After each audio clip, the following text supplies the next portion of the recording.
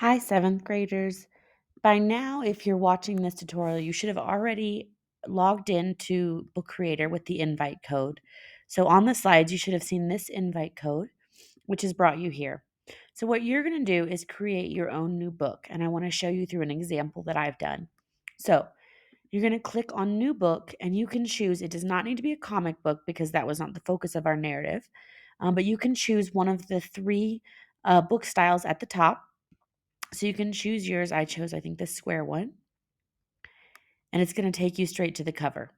Now, I'm going to go back to my book to show you what I expect right now. When you open your book, I would like for you right now to ignore the cover and the illustration pages. For now, you just need to focus on the text of the book. Even if you don't get any creative process done when it comes to kind of decorating your book, so the illustrations and the cover, you can still be completely graded for the um, criterion B and C, organization and producing text. So don't stress about, I don't want you to waste your time right now focused on decorating the cover or organizing the illustration pages. I want you to just focus on your writing. So I should see a blank cover. You could put a title in there and just leave it blank. Um, and we'll talk about that on another lesson.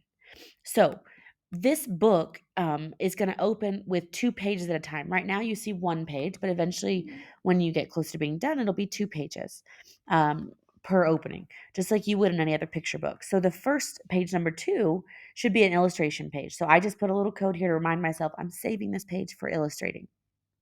Now, page 3 is where you're going to start putting your text, and you're going to be typing this out. So I put a couple of notes here for you guys.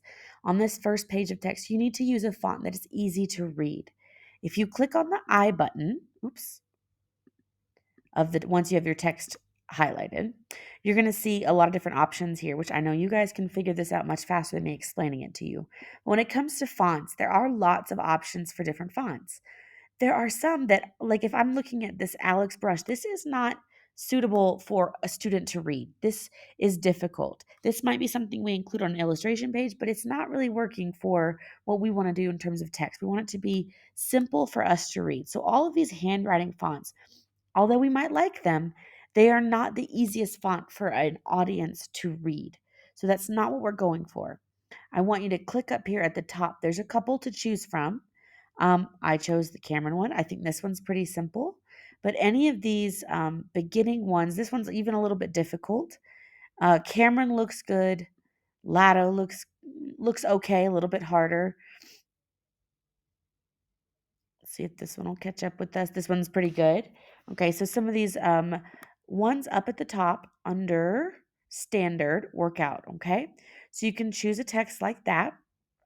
All right, but let's stay away from these really decorative ones that are going to be more for if we're getting into kind of our illustration pages.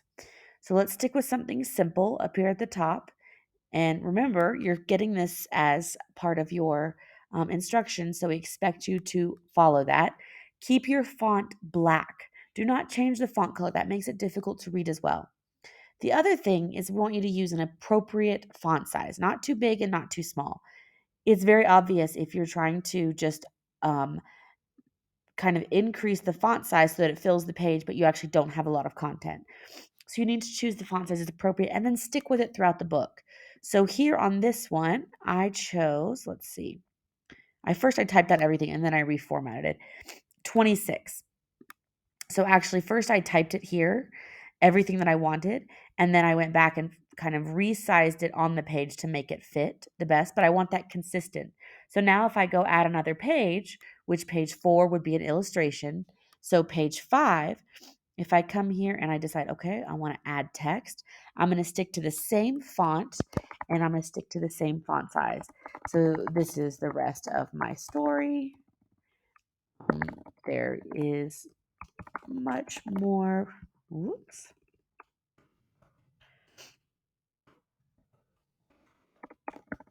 to be told. Okay, so now it's a different font and a different size. So I'm going to go hit the little I button. I want to make this 26 again. All right, and I want to make it the same font. So let's pretend I chose the Cameron from the beginning. The other thing I want to do here is I made my font go from one edge of the paper to the other and from the top to the bottom. Okay, so then I can keep typing in here. My separate paragraphs. I also want to make sure I indent. So that's 5 spaces at the beginning of each paragraph. All right. And then I could keep adding more and keep editing this text if I need to. All right. So let's go back to page 3. Um, Make sure that you are dedicating your time, like I said, to this portion of the book where you're actually typing the text. You are not going to be graded on the quality of your cover or what your illustration pages look like. I'm going to be looking at how you've organized the text and how you've produced the text.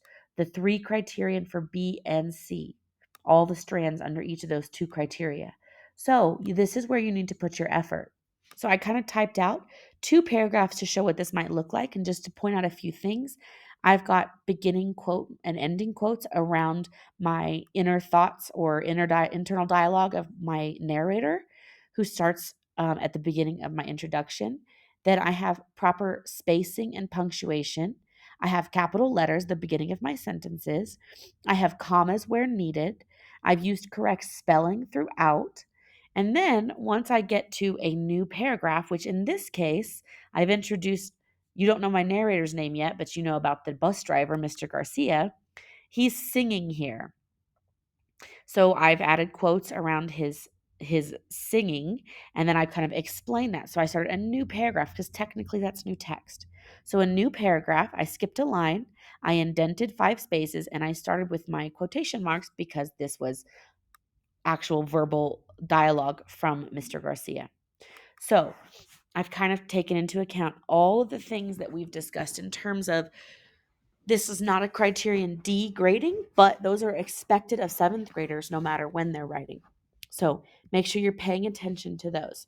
When we have our text finished and typed out, a completed story that we are happy with, that we've made sure to check the criteria and we have all the components, that is when we will later go in and illustrate pages, whether that's digital or you do something and then upload the picture, and then we'll change our cover. So we'll have another lesson on what that looks like in terms of formatting. But for now, I want to make sure that you have an illustration page followed by a text page, followed by illustration, followed by text, and that your text follows all of these basic requirements that we've talked about. Okay? So it's time for us to move on to this phase of our writing. So you can go ahead and get started with your book now.